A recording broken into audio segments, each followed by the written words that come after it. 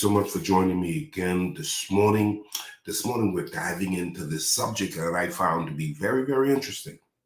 Very, very interesting. Thank you so much. Please do me a favor. If you're watching on Facebook, share. I want to get the word out. If you are watching on YouTube, go ahead, put on that notification bell, put on that subscribe button and say, I'm going to subscribe to this channel, and then share. Help your boy out. I want to make sure I can get the opportunity to reach the world because there are so many people that need help. I've discovered some things and I found that it works. I found that the truth really works. Okay?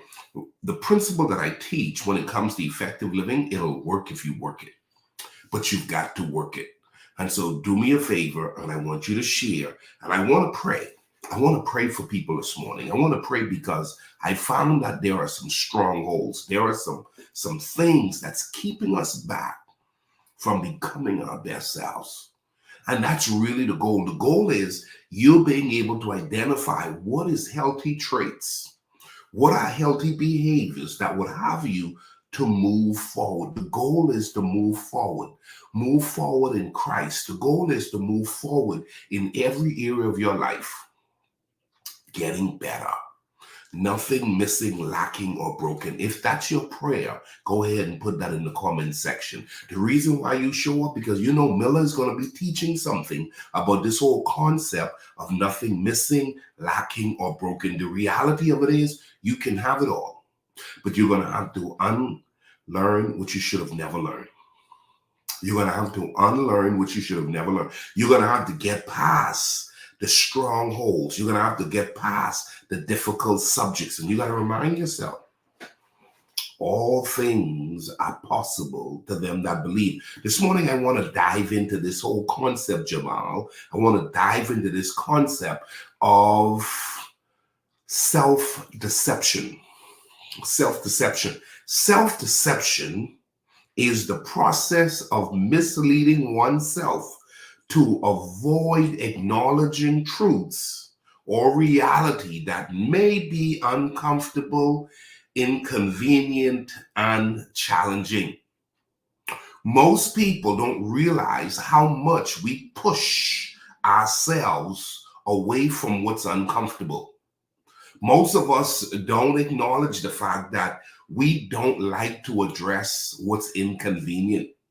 You get that, Miss Cynthia? Most of us don't want to address what is inconvenient. Most of us don't want to be challenged. Most of us don't want to be challenged. So what we oftentimes will find ourselves doing is continuing to live the way we've been living because it has been rooted in behaviors that we have become accustomed to. My behaviors, watch this, y'all. My behaviors have brought me to where I am. My behaviors.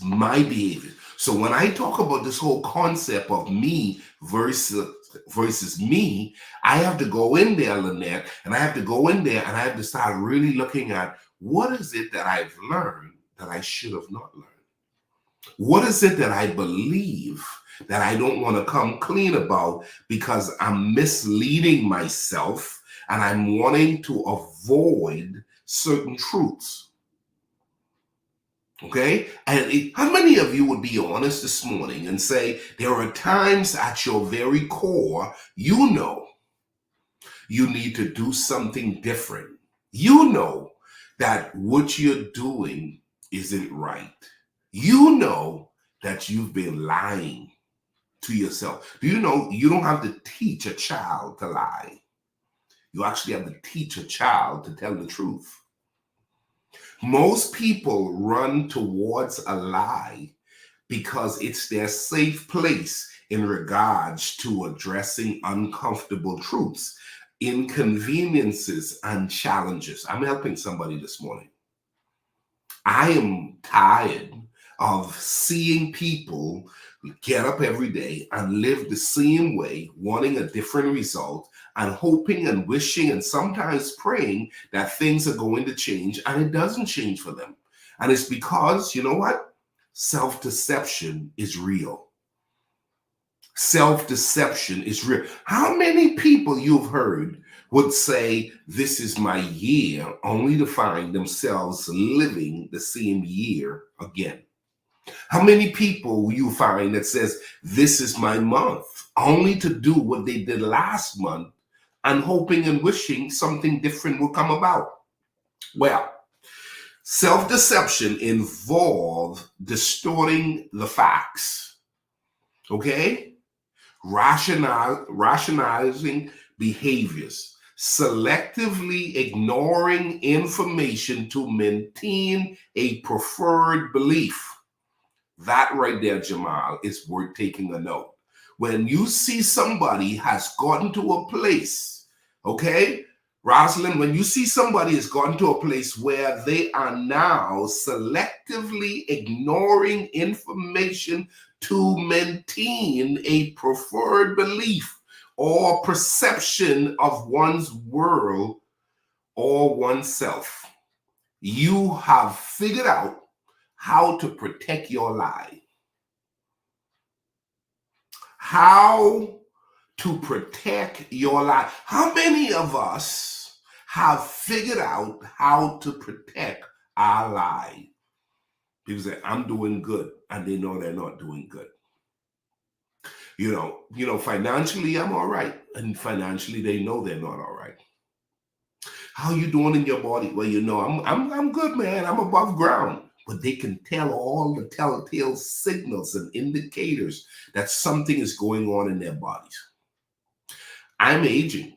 I'm not young as I used to be. I'll be 49 in October. And I'm starting to accept the fact that, oh my goodness, I want to get better with age. Jamal, I'm working towards a six-pack. I'm working towards getting better with age. I'm trying to do the work, be responsible. But as I look at this whole aging factor, I'm like, boy, Ricardo, there's some behaviors you got to change.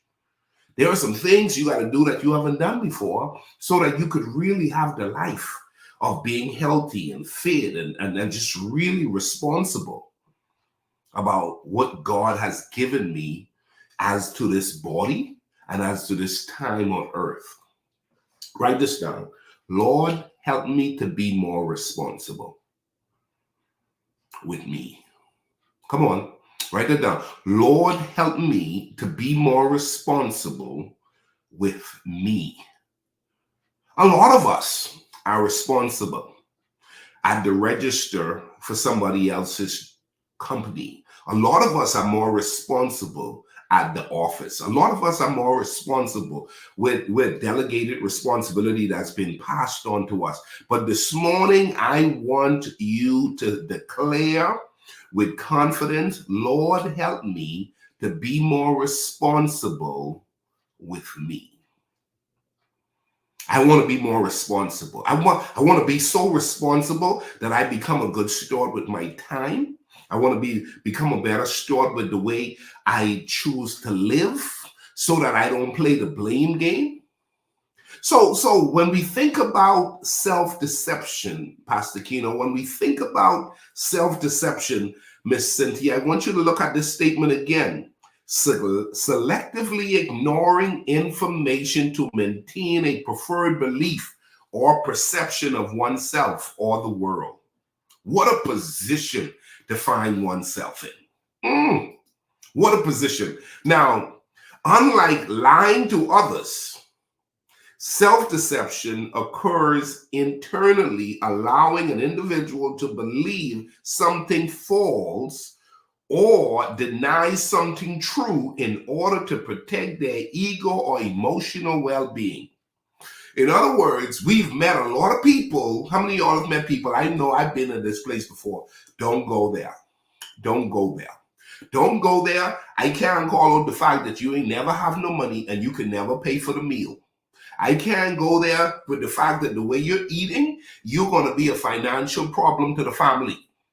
I can't go there with the reality that you party more than you save. No, you don't want anybody to go there. You don't. How many of you have met people, they don't want you to go there. They want to stay out all night, but they don't want you to go there. But when they need help, hello, when they find themselves in a crisis, they then push towards you needing to show up and be a part of their solution. Lying to others is one thing. Lying to oneself is a whole nother deal. It's often a personal growth and honesty of self-assessment. Most people don't want to be honest, really honest. I've learned in this season of my life, I'm so grateful for my wife, Karen.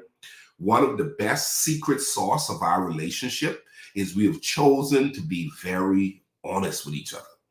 We have chosen to talk about it all. Can we just talk about it? And that's not easy, especially for all the brothers out there. It's not easy for men to talk about anything. A lot of times guys will say, I'll talk about this, but I'll never talk about this. As a matter of fact, I grew up in an environment, they tell you there's some things you just never tell your woman. There's some things you just never tell your woman. And let me tell you something. Mistakes are made all the time. And if you want to do life with people who are supposed to be covenantly related to you, you got to be able to, one, not only tell them when you make mistakes, but you got to start learning yourself before you make mistakes and start saying, how can I make sure that I don't lean towards what is looking like it's coming my way, which is a problem. You got to learn how to identify a problem before it becomes a problem. Write this down. Lord, help me to identify a problem before it becomes a problem. I need about 5 of you to declare that this morning. Lord, help me to identify a problem before it becomes a problem. I've been meeting too many people who are they're just reactive. They're just reactive. And so what happens is when you're reactive, you're like on a treadmill. You're just constantly running and don't feel like you're going anywhere, because you're not going anywhere, because you're just going from one problem to the next, from one problem to the next, from one problem to the next. If you have not read my book, go ahead and read it again. If you haven't read it, read it. Go get it. Go to my website, getricardomiller.com, and order my book today. If you have it, go back and read it again. In the book, I'm teaching this whole idea of crisis to crisis. So I've met people, Rosalind, I've met people in there. I'm like, you have not read my book. You could not have read my book. But what good is it to buy a book and not read the book? What good is it to go to a class to discover a truth and then not use the truth that you've discovered? What good is it? The goal is, when you discover truth, is you apply the truth. So this morning, I need about 5 of you to say it in the comment section. Lord, help me to identify a problem before it becomes a problem. That's an anointing. That's an ability. That's a discerning. That's a gift, to be able to see a problem before it becomes a problem.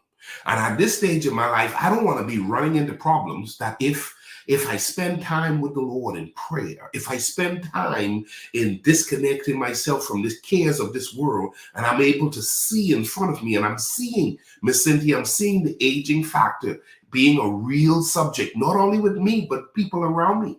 People are dropping down, dying every other day. I'm hearing of somebody I know that's dying. I'm knowing people who are getting more strokes. I'm knowing people who are falling out. I'm talking about just all kinds of issues. So here's a couple of quotes I found to be very interesting, and I would like for you to go ahead and just put up whatever one is your favorite that stood out here. This is a quote I thought would be a powerful one this morning to share with you, and that is, the greatest of all faults is to be conscious of none. Listen to the statement. Listen to the statement, Jamal. The greatest of all faults is to be conscious of none. It's called self-deception. Everything's okay. Is it? Everything's okay. And then you hear them a week later, boy, I didn't see that coming. That's because you didn't say the prayer. You did not set yourself up for discernment. Lord, help me to identify a problem before it becomes a problem. So the greatest of all faults is to be conscious of none. What a powerful statement. Look at this one. The worst of all deception is self-deception. I don't want to be deceived. I don't want to be deceived. But so many of us are deceiving ourselves. So many of us are deceiving ourselves. I want to do a teaching. I'm going to do a teaching in a few weeks on a critical spirit. Some of us have a critical spirit. We live in a world where we're critical. And you can't get past. I get people who reach out to me. Mel, I used to listen to you, but you need a better mic, or you need a better camera, or I'm tired of looking at your pictures in the back. Why you got your book and you're a little bit too much about yourself? You're the person who's stuck. God sent me to be a deliverer. God sent me to literally bring some truth that will help you to be free. And you're criticizing and scrutinizing and trying to assess me when you need to be able to say, what's this brother saying that I need to address in my life? Come on, come on. So watch this. I'm almost done. We lie loudest. We lie loudest when we lie to ourselves. We lie loudest when we lie to ourselves. If I could only learn to be honest, if I could only learn to be honest with the people that surround me and be honest with myself. How many of us know people who aren't prepared to hear the truth? How many of us have really done an assessment on ourselves to say how comfortable we are with hearing the truth without getting in our feelings? I know it's difficult to me sometimes, but I'm learning. I'm now more open to hear the truth, and I'm now more open to address the truth within myself. Now, the key is addressing it, not only acknowledging it. Hey, Miss Cynthia, Lord, help me to identify a problem before it becomes a problem. Now that I see a problem before it comes, give me the courage, give me the strength, give me the ability to get up every day and do the work to prevent what I see that could be, to ensure that it doesn't be. Okay, last two. Nothing is so difficult as not deceiving oneself. Nothing is so difficult as not deceiving oneself. And last but not least, people only see what they are prepared to see. That's Ralph Waldo Emerson. People only see what they are prepared to see. And so social media plays with us because Facebook, Instagram, and Twitter, it feeds what we want. And what we don't realize is if you want better, you're going to have to start searching for what you've been ignoring. Listen to me. You hear that, Angela? You hear that? If you want better, you're going to have to start searching for what you've been ignoring. Most of us have been leaning towards what we like, and social media has been feeding that. But what happens is most of us are not limited. Most of us are not stuck because of what we like. We're stuck because of what we're avoiding. We're stuck because what we're choosing not to go after.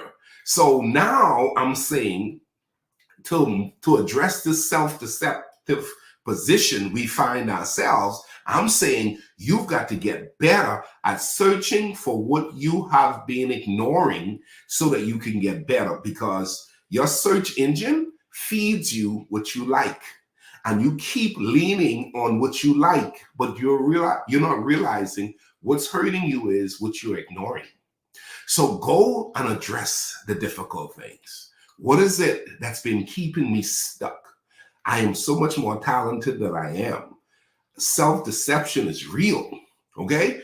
Self-deception is the process of misleading oneself, avoiding truths or reality that may be uncomfortable, inconvenient, and challenging, okay? Now, here's what I really, really want to push home with you guys today.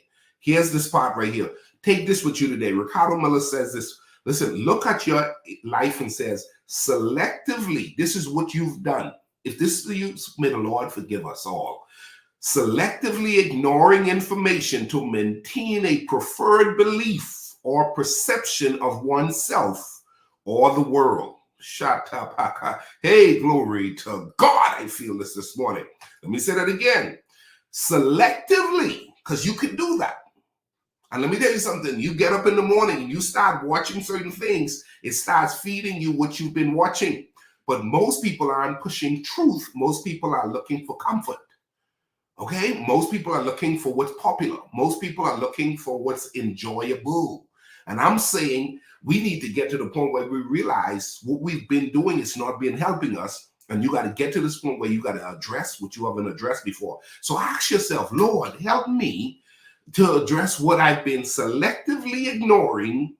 Okay? I've been choosing to ignore my budget. I've been choosing to ignore my health. I've been choosing to ignore the people who want me to be better. I've been choosing to ignore reading the book. I've been choosing to ignore the truth that I've learned from the session. I've been choosing to ignore what's been my excuse that's been keeping me back and holding me from becoming my best self. Anyhow, I'm out of time. You got to be back tomorrow because I'm dealing with this self-deception. People constantly living and holding on to beliefs that's not working for them. But they surround themselves with other people who have similar beliefs and share them on in their limited beliefs. And they feel good for a while because if you keep believing a lie, you'll start to believe it. But if you keep celebrating your limited truths, you'll start to believe the truth that you're celebrating is worth celebrating. Wow. God bless you. Have a great day. Bye-bye.